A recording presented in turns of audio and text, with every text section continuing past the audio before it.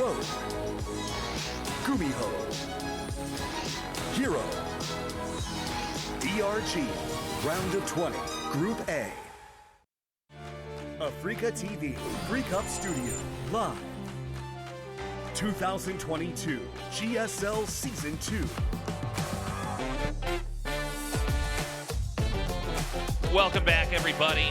GSL Codas continues on.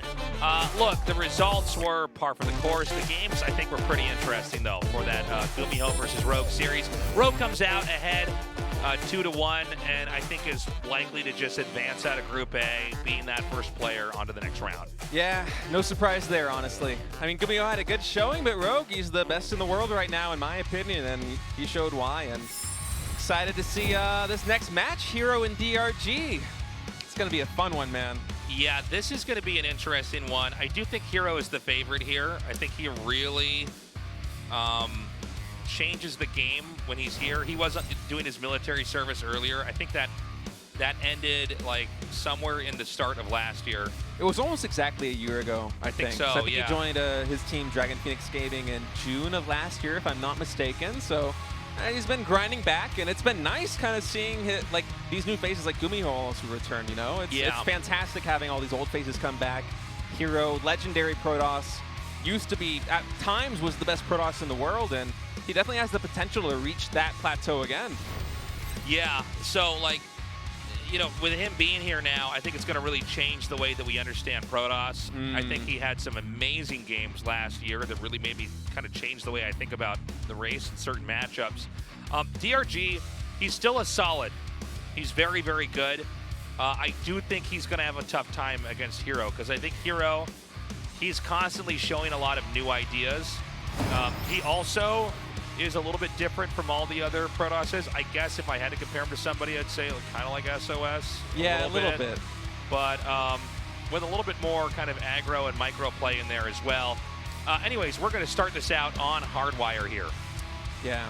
herO's play style, from what I've seen, it's fun, man. I like the aggressive gateway style that he goes for sometimes. It's really great.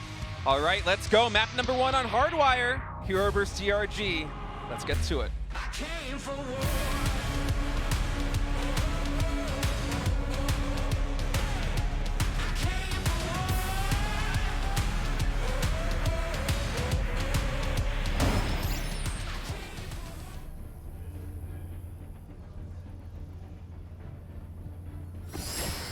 Dragon Phoenix Gaming, herO.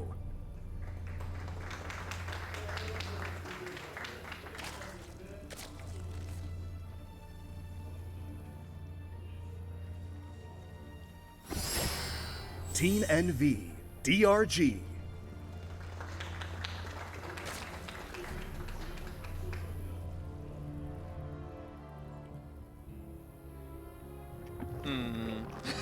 Yeah, probe sent out here to block. Kind of funny to see it get there a little bit late. I actually wasn't watching the subtleties there. Maybe that drone is actually sent out a little bit sooner. Or maybe it was a pylon scout. Sometimes you see the Protoss will send an extra probe like very, very early, almost at the start of the game to block it. But again, fun to have an audience down here, guys. It really is that was for nice. Memorial Day. I think it's Memorial Day in Korea. There's some holiday going on. I think it's Memorial Day. I'm probably wrong. I think you're right, because today they played the air raid sirens, I believe, are at 10 a.m. to kind of honor all of the fallen soldiers. Yeah. Yeah, man. Day off here for most people in Korea, but not for the gamers. The gamers. Not for the gamers. The dude. backbone of the economy. That's right. That's right. So I call them the Philosopher Kings. Philosopher Kings. Actually, haven't heard you call them that before. It's really good. Yeah, man. Weather's good in Seoul, by the way. It's gorgeous today. It's nice outside. The city's opening back up. We finally got audiences again. So cool. So I'm not even going to try to pretend to know what herO's going to do, because it's very, very hard to call. He's going to go for a Stargate. I can tell you that. That's I'm like, but how can we know, State? How can we know for sure? He could cancel it.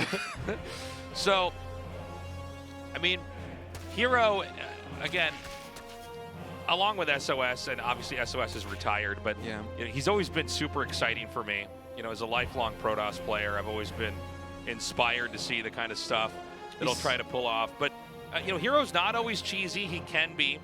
He does seem to be a guy who knows how to leverage positions and setups. Like he'll get them in an uncomfortable spot and then really push that, and then try to use that to his advantage, to whether that's a kill move or like just get further ahead. He's got that killer instinct. If he smells blood in the water, he's usually going to go for it.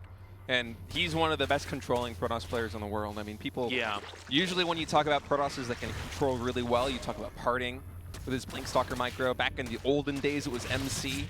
But herO, he's right up there with him. I mean, like, got some nice little micro damage done there with his Adept. Delaying drones a little bit, taking no damage. And you see it whenever he decides to do like gateway pushes or like Adept timings. Like the way he finesses his army, it's really brainy the way that he does it. And like even just the raw control, the raw micro it's so good. It's crazy, and that's saying a lot because in StarCraft 2 we do see a lot of miscontrol. I mean, things happen really quickly, and sometimes things really are decided in a fraction of a second. I mean, like so many games we've seen where like the force fields are supposed to come out, and it's like, there was a hole there. Yeah. All the banelings got through, and I guess you lose.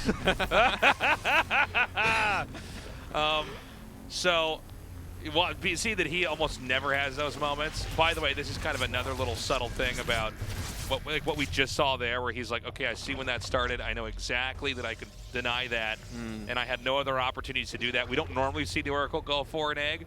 Yeah. But herO kind of, like you said, has that killer instinct. You take what you can get. Any opportunity. I mean, it costs 25 energy to activate that beam. You might as well use it. And he's going for a Twilight Council, but this is with a third base.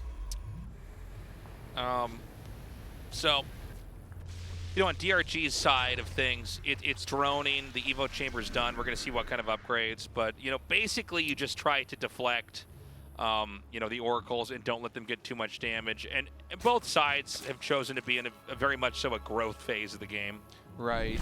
Here, just trying to get some economic damage done with these Oracles. Is going to get 2 drones, not 3 there, but not to get too much damage.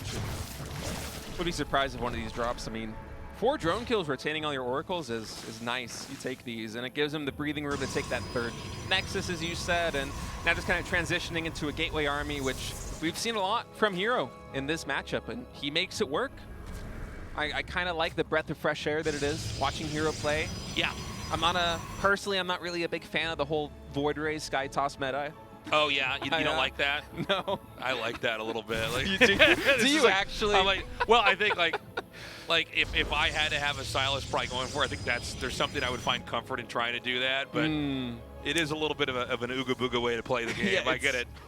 Yeah, well, I mean, Protoss is just the ooga booga race. Let's be realistic about it. I mean, like, on the other side of the coin, like, instead of building Sky Toss, herO's making 8 gateways and getting Blink, and he's going to go do a big timing, and he's going to win or lose with it, probably. Yeah. And we're going to see if DRG's ready for that. It looks like the target could very well be 12 o'clock. I love this really fast 4th base, 6 minutes. And he's got the production to defend this, too. This is almost like a bait. Like, I feel like if DRG goes and tries to shut this down, I mean, herO's almost at full 3-base saturation. He's almost at 66 workers, and he's going up now. I think that's 11 gateways. So this is an actual commitment to the 4th base, you think? Oh, yeah, for sure. It looks like it with the gateway wall up here. For sure. So it kind of looked like it was going to be a timing attack, but he's going to get a 4th and just hit much later, which I feel like we don't see as much with gateway builds. It seems like it's a lot of 3-base or 2-base. This is kind of like a Macho Man way of playing Protoss, where you're just kind of brute forcing it with gateways and a really powerful economy. And this is the kind of Protoss play that I like to see. And yeah, we're seeing him going up to 70 workers now. If this was going to be a 3-base all-in, he would stop at 66 or 67. And he's going to get a 2nd forge here too. Yeah. So he really just wants to have kind of a big fighting army here later on. I actually thought it was going to be something to try to close out on the 4th, but that's only because I've casted so many GSL games where that is where it ends up. But this is kind of cool. Yeah, herO, he has a unique Protoss style, and this is what we're seeing from him a lot. And he's been making this work. I mean, he's been beating really good Zerg players in like the weekly tournaments as well. And his style is just so tough to beat. Love to see it. I mean, 128 supply pushing out on 4 bases here at 7 minutes and 30 seconds. This counterattack's not going to do anything. Those stalkers will blink away, and herO just kind of sharking around on the map right now, and soon his time's going to come, and he's going to go for a big timing, and we'll see if DRG's able to handle it, but these run-bys really not getting much done. Yeah, I mean, not getting basically anything done. I mean, we haven't even had a probe die yet. All these Lings are going to be killed off. Again, Lings are the most expendable thing in the whole game. Damn, dude, a fifth base? Worker counts are even. 5 bases, 2 forges. Yeah. It's sick. It's cool, man. I mean, it's like this attack we kept saying was going to come. It hasn't come yet. It's like, well, he's just going to get so big. And keep in mind, if Protoss plays like this, you could have some crazy tech switches later. A lot of times when we talk about tech switches, it's from the Zerg standpoint. They're usually the first race to do that. But if you have this much, oh, dude. herO is so good. He's a gamer, man.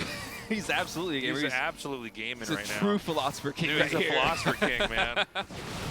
That's a big army poking around on the map, though. He does have, I think, 6 force fields in those 2 sentries and going to blink away. And there you go, perfect force fields.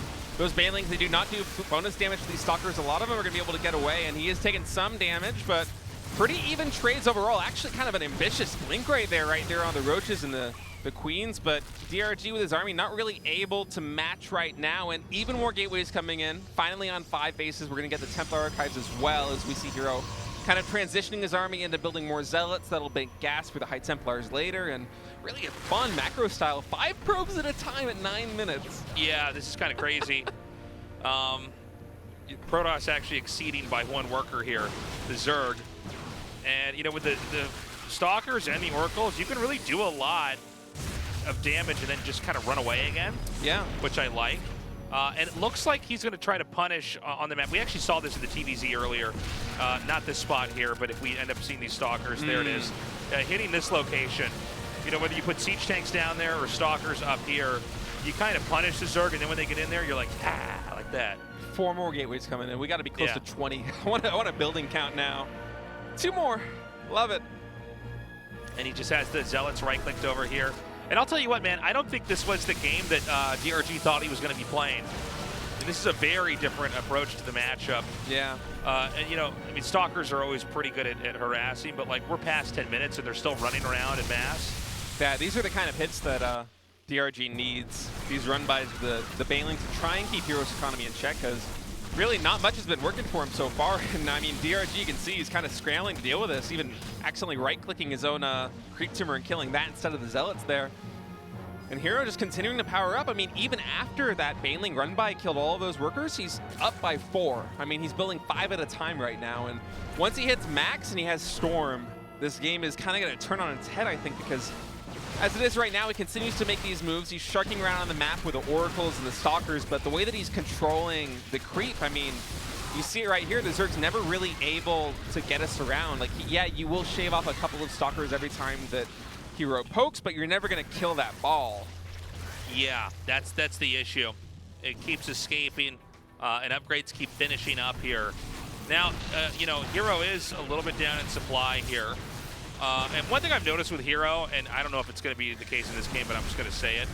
Sometimes he just kind of harasses forever and doesn't get that killing ball. I guess with the Archons here now, he is going to actually have something to take it. I only just now saw that. A little bit ago, I thought it was just Stalkers, and I'm like, we need something that's actually going to fight and stay, right? Yeah. That's why he's been building those Zealots for so long to get these Archons up, but DRG actually with a really good surround there where the Zergling got a lot of damage done on the Stalkers, and this is not the best fight for herO, but he's still making it work. 50 supply ahead of the Zerg right now. Dude, he's everywhere. I think this game just ended, actually. It did. What a bizarre PVZ. I'll tell you what, I really like it. Yeah. I really like it. He's the Macho Man. He is the Macho Man, dude. He didn't even, I was thinking he might go for Storm, but it felt like that entire game he was building up his economy, building up his army, shaving away the Zerg, keeping the Zerg in check until he reaches 200 supply, gets a bunch of Archons, +3 weapons, +2 armor, and just kills them. Yeah. That was sick. That was very cool to see. And, I think DRG, like I think almost any other Zerg, is sort of posturing to be ready for an attack, which is what most Zergs are dealing with, is that one, here comes the big one. Yeah. This is what we've all been leading up to, and he's getting ready to just punch that in the nose and then he's going to be freed up to try to play his game. And it kind of never came until the very, very end back there. I mean, it was Stalkers running around, hitting stuff, and then blinking away. And then DRG sort of was, or I should say, herO was even with DRG. Yep. Which DRG didn't really plan for. He just kept expanding and closed it out. All right, guys, let's go into map number 2, 2,000 atmospheres. herO looking really good. Yeah, dude. Oh, I'm so happy we're casting herO again. Man, he's so good.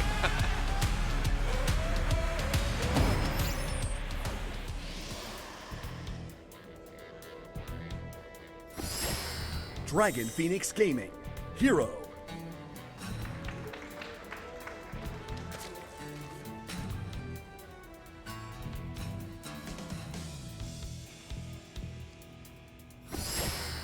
Team NV, DRG.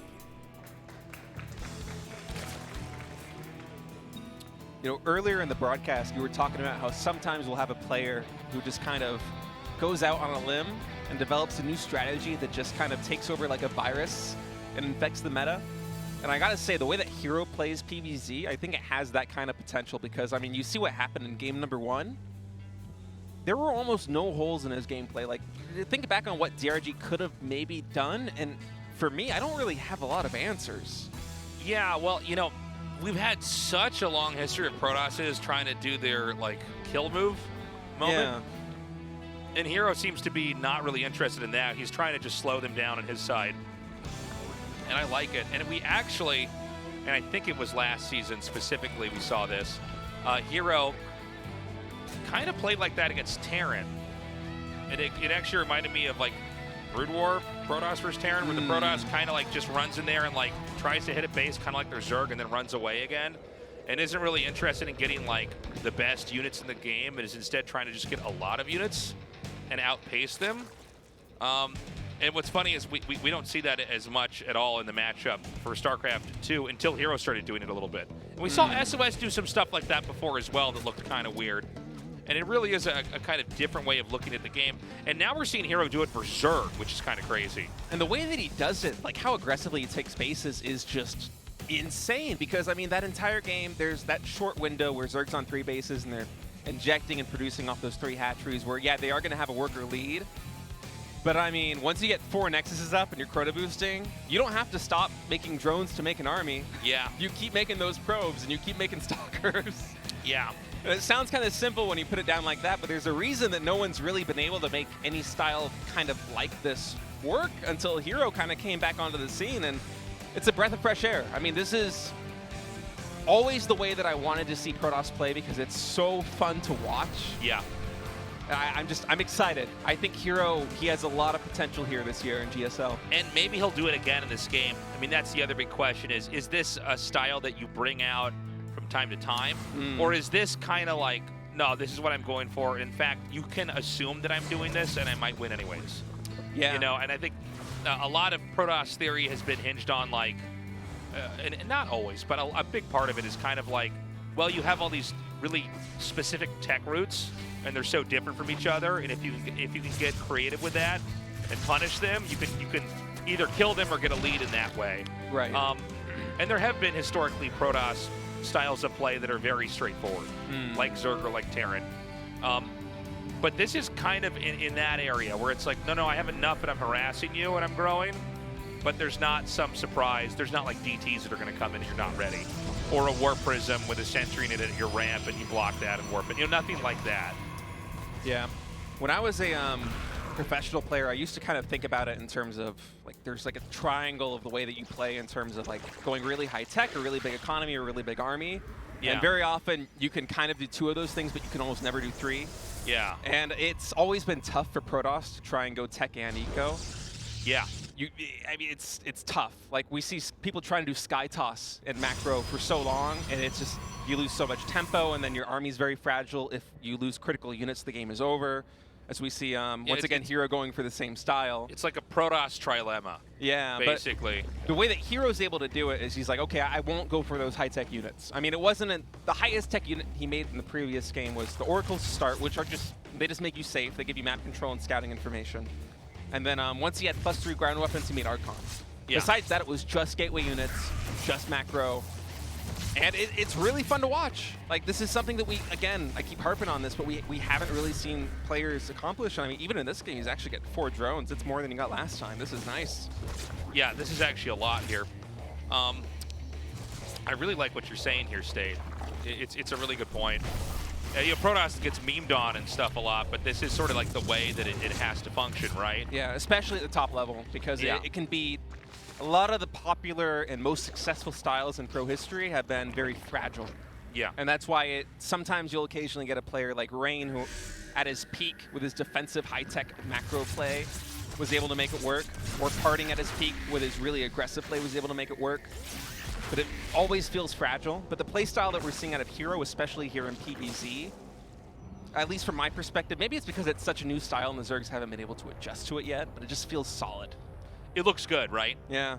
And, you know, it is such a breath of fresh air compared to this sort of, I'm going to get you.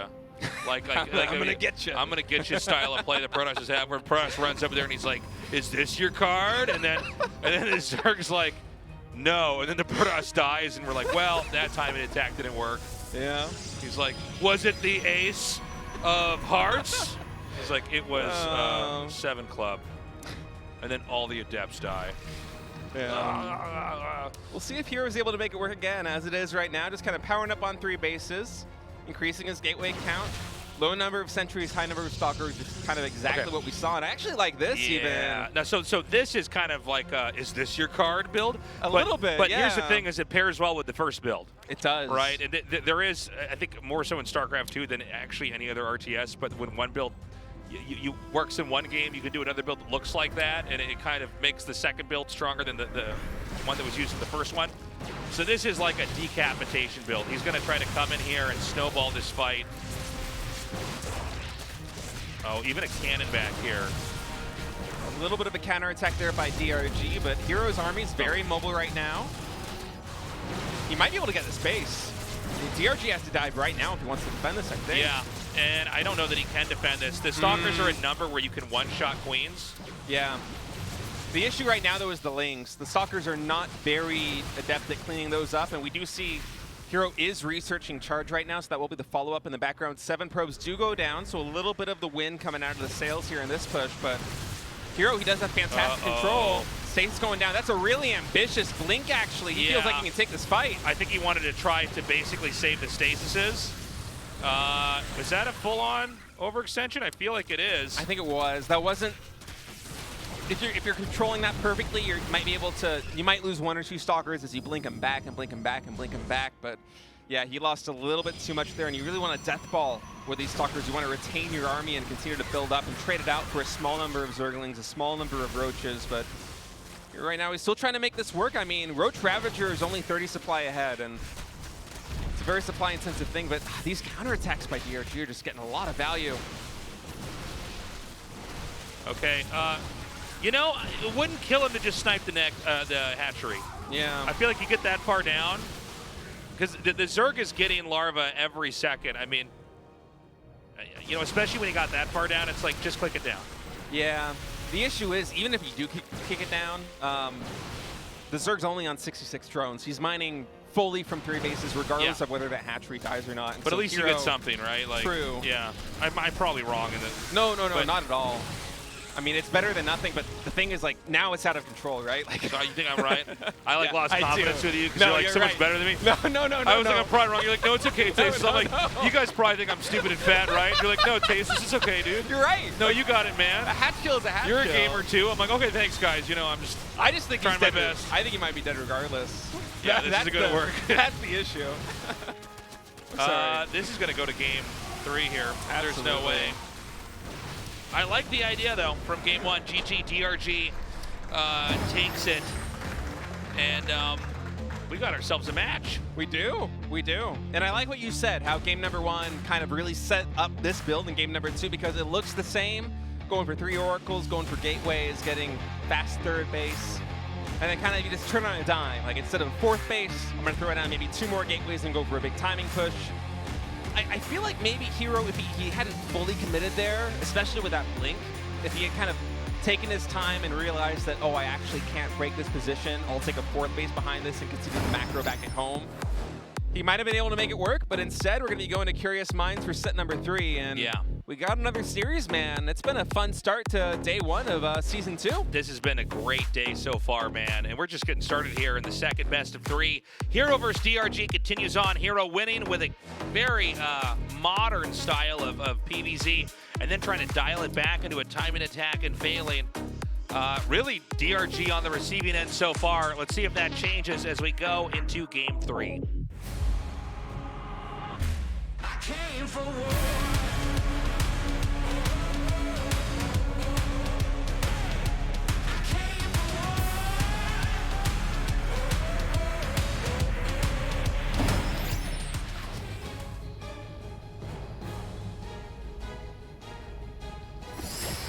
Dragon Phoenix Gaming, herO.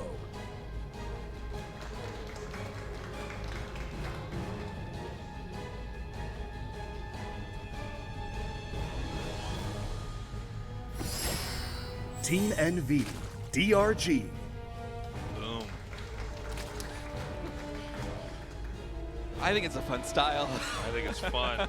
Are you not having fun? Look at our style.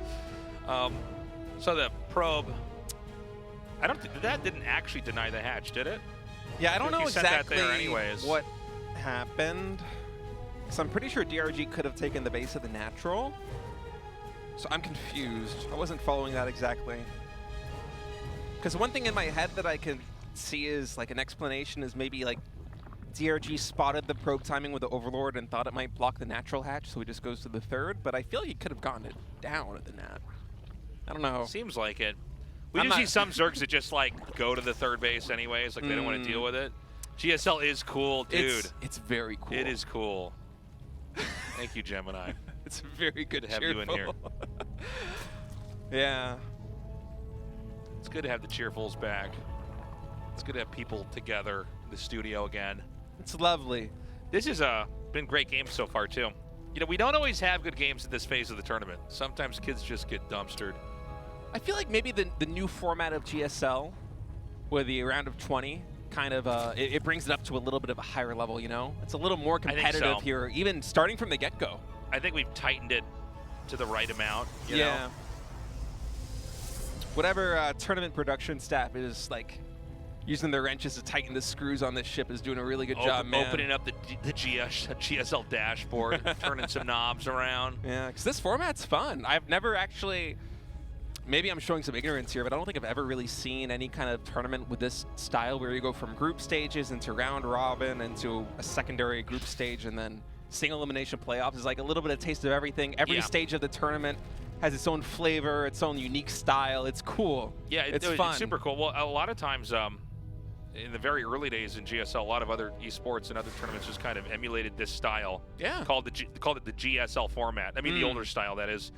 But look, I think it's important, you know, when you have a tournament and a show that's been around this long, that you have some new things added in, spice it up a little bit. By the way, we've got a Warp Prism coming. Right. And is And a this going to be rope. the Disruptor drop we've seen from time to time? It Could could be. be. It could be a Colossus drop. I mean, hero's crazy enough that I might see him try Dude. something like that, man. I have no idea what this might be. That would be pretty funny if it was a Colossus drop. I mean, we're going to find out here. Again, with herO, you don't really want to count out anything. We have had this, like, two-base Disruptor drop that's come out from time to time. I guess, you know, the problem with it is that it really has to do damage, or you don't get to do that much. And you know, the Disruptor is not, it was modeled after the Reaver, but it's not as good as a Reaver because it can't shoot and then go back up in the in the Warp Prism. Yeah, it's not really stable. Like the Reaver damage, I didn't really play StarCraft 1, so correct me if I'm wrong. Yeah. But unless it like bugs out, the damage is kind of guaranteed, right? Like you get a connection It's more often pretty than guaranteed. not. Yeah, it's if there's like buildings and other stuff in the way, it might dud, which really means if the animation didn't connect in time. Yeah. And I know that Okay. you know the Disruptor is kind of modeled after that, but the problem for it is that since it has to stay on the ground as the shot comes out, you can't like fire it and then it disappears in there. Yeah. It doesn't. It's not as good at harassing, but we see it work from time to time. You know, historically, it's basically been this kind of centerpiece unit with the army. Oh, this is bad, man. Yeah, luckily for herO, he actually went for a second gateway here. That's going to give him the depth production he needs to handle this, but this is not ideal. But the build is shown now. He sees the speed for the Warp Prisms coming out here. The Prism even had to come back home to drop off that Adept. Morling's coming in now, and DRG is droning behind this. He's getting some good probe damage done. 5 probes this early is a lot of probes to die, and more going down as well. Not the best start to this game. Well, this could be close to the end here if he doesn't do a lot of damage. Oh, like there that! There you go. Okay. Well done. That's crazy. Blink is coming now, by the way. I was wondering what the follow-up would be. So I could see maybe even a feigned third base and like a Blink Stalker Disruptor all in or something like that could happen. We'll see. Thing is, Protoss lost a lot of probes. Yeah. This is one of these builds where you have like a certain number of probes and you just stop. All right, here we go. And he's going to get another drone here. Yeah, not too bad. Dep's getting a little bit of damage done on those queens, and if he does decide to go for a push, that could help. One less transfuse does matter. It's games like these that really make you feel like Blink takes a long time to upgrade. You know, it's all going to come down to like, is this thing going to finish, and then can we do some damage with it? Yeah, I know very well. And but I think herO was kind of anticipating that DRG would have some kind of reaction to this. And he's like trying to preempt it, and instead like DRG doing nothing threads the needle. Yeah, he's kind of being slow, to be honest, here a little bit with his reactions. That was the great play, though. I mean, the Disruptor didn't get anything because DRG just didn't move his drones. Yeah, yeah. That's smart. herO's like, ha, ooh, ha, like, moving around. DRG's just like the sensei that's like, he's like training his Padawan or whatever. That's right. Like, I don't have to move anything. He's like that kung fu master that just like turns his cheek a little bit and the fist misses him. Yeah. I'm not convinced that herO's gotten enough counter damage done with these Disruptors. I mean, 4 Disruptors is a good count, but I'm really worried, especially if DRG sniffs this out and decides to go for a more like Ling-heavy army composition. This could be bad. But we are going to have that 2-base all-in coming in. We'll see. All right, he's coming in. It's going to be now or never, do or die. And, you know, the Ravagers here are going to cause a headache for the Protoss as well. It's going to be hard to hold your ground. The Lings are going to actually crack open this base. Oh, nice. Hold on. Well, I was wondering if that was in range. Yeah, I thought for a second it wasn't. I got confused. Okay. Bam! That's a big hit. More than half the Ravagers. But are there enough Stalkers here to make the difference?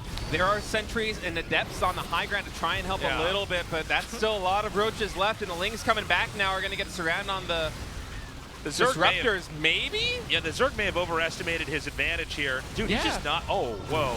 That was close, but this one's going to connect. That's 2 more roaches going down, and herO's feeling confident, man. I think that DRG did not realize how much was actually back here waiting for him. Dude, he keeps killing these Disruptors at the last second. Yeah. Had 2 of those Disruptor shots connected, the last 2, I think we would have seen a win. Yeah, it was kind of a wonky fight there. For a second, I was on DRG's side, thinking that him pushing up the ramp was the right call, and then suddenly he's winning by picking up all of these Disruptors, and